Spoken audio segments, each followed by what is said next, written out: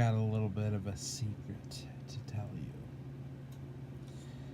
And that secret is that Bernie Sanders is probably going to be our next nominee. Uh, General elections are a little too hard to predict, although I think he'll probably win that too. But here's why I think he'll be the nominee. He does very good in these very white early states, which means Iowa and New Hampshire. He also did good in Nevada in 2016. Lost it by like 4 points, and that was mainly due to Harry Reid just doing everything he could to help Hillary Clinton. And Hillary Clinton was just strong with Latinos in 2008. So I think it's absolutely possible he could win that. So, and polling shows he's doing pretty good in these states.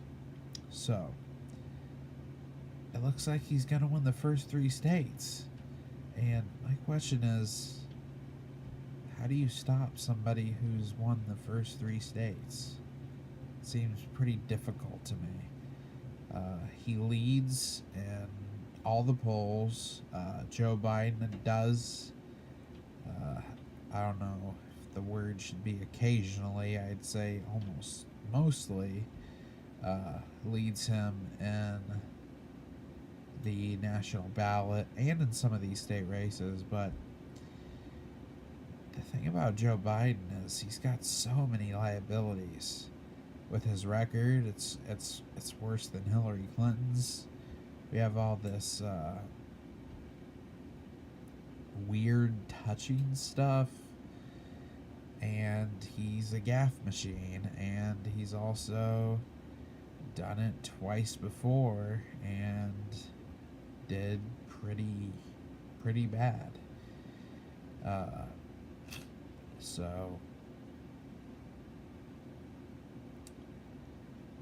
his biggest competition, I think, is likely to crash and burn. Burn, no pun intended.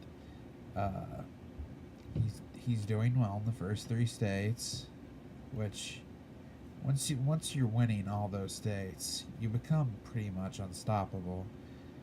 And on Super Tuesday, if it's anything like 2016, and especially if it has a big field, he'll probably rack up, I would say, the majority of the states. I haven't looked at the actual states, but if they're anything like 2016,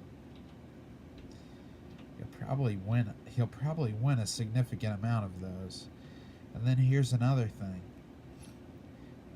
I know this is the case in Iowa because I'm an Iowa native, but you need 15% to threshold to even get delegates, and literally none of these candidates are, except Sanders, Biden, and maybe O'Rourke, or Harris, or Warren, depending on the state. So, and in a lot of those states, they're not going to get the 15% threshold. And then he's just destroying on the money race. He's destroying on the amount of volunteers.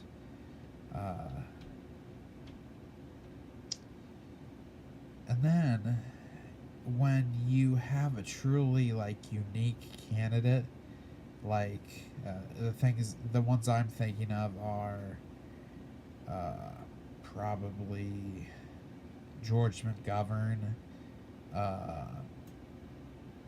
probably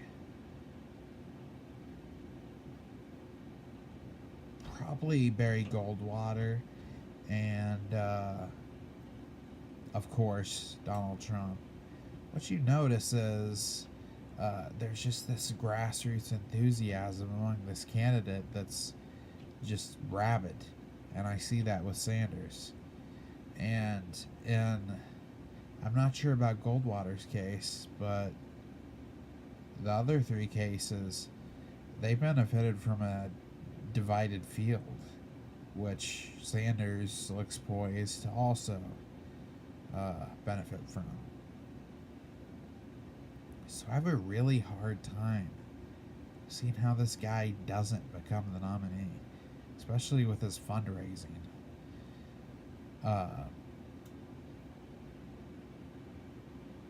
And then there's the, next in line theory. Used to be something with the Republicans, but when Democrats nominated Hillary Clinton, uh, they basically bought into the next in line theory as well. So, I think it looks pretty good for the guy. And people think about, like, oh, we want an electable candidate.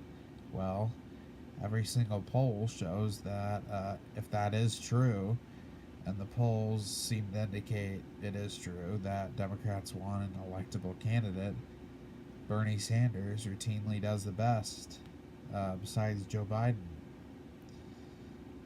And then there's the fact that almost every Democratic candidate is running on, like, free college, huge infrastructure spending, Medicare for all, Green New Deal.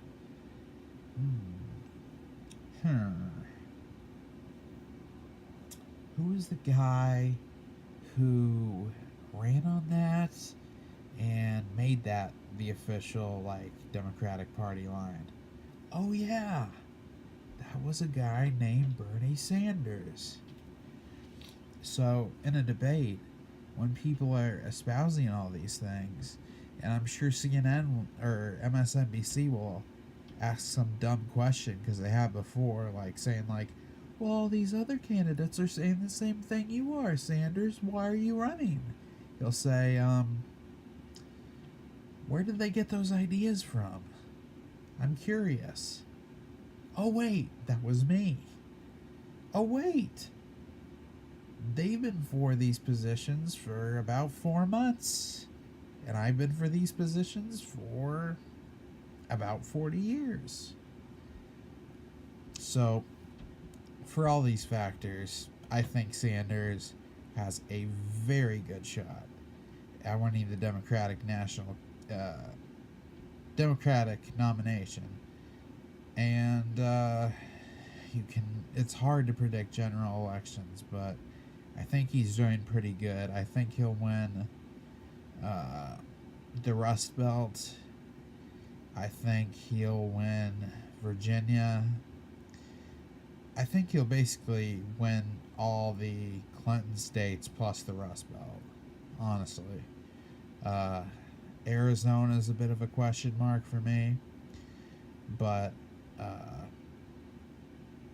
my guess is he probably doesn't win Arizona just because it's such a centrist state. But he's got a good chance at winning that one district in Maine and that one district in Nebraska, too. But yeah, I don't see Florida. I don't see North Carolina, unfortunately. Don't see Ohio. I do see potentially Iowa, though, which is interesting. So I don't think it'll be quite Obama's 2012 map, but it will be significantly better than Gore's 2000 map and significantly better than John Kerry's map and Hillary Clinton's map. And two of those three people were so close they won the popular vote. And I think he'll win the popular vote and the Electoral College, which will be awesome. And that's my thought on how I see this election going. It's early out, but if you look at some of my old videos, I called the 2012 election pretty much like a year and a half, maybe like a year and 9 months before it happened. because actually stuff a lot of the factors that are present at this stage are actually predictive of the outcome. The only wild card is I'm beginning to believe there's a recession around the corner. And if there is a recession around the corner, Trump can kiss Georgia goodbye. He can kiss Florida goodbye. He can kiss North Carolina goodbye. He can kiss Arizona goodbye. I'm trying to think if I'm missing any states. Nope, that's it. And that would give him a huge, huge electoral landslide. Something like Clinton in '96 and Obama in 2008. I'd expect him to win by like probably like 7 points if that were to happen. And I think there actually is a somewhat decent chance of a recession happening, which is actually horrible news, but good news politically for Sanders.